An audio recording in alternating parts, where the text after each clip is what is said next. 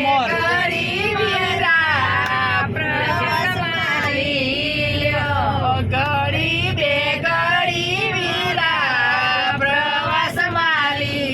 લ્યો પછી પરવાસ પહોંચશે દૂર રે પંકજ ભાઈ વીરા પ્રવાસ મારી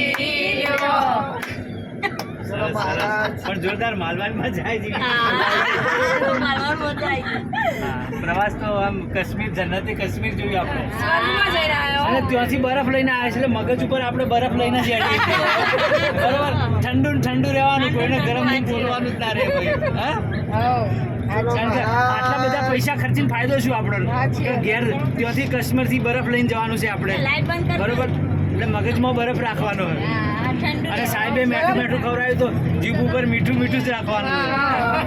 અને મગજ ઠંડુ રાખવાનું હા હા દાણા 50,000 ખર્ચાનો અર્થ આવે